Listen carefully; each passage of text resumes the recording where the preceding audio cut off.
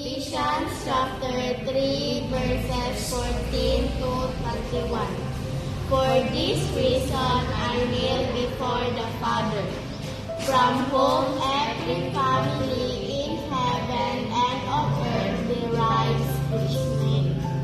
I pray that out of His glorious riches He may strengthen you with power through His Spirit in your inner being, so that Christ may dwell in your heart through faith. And I pray that you, being rooted and established in love, may have power together with all the Lord's holy people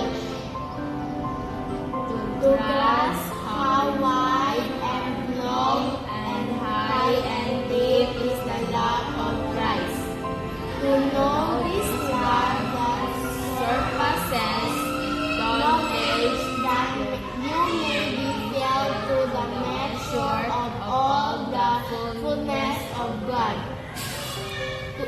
Now to Him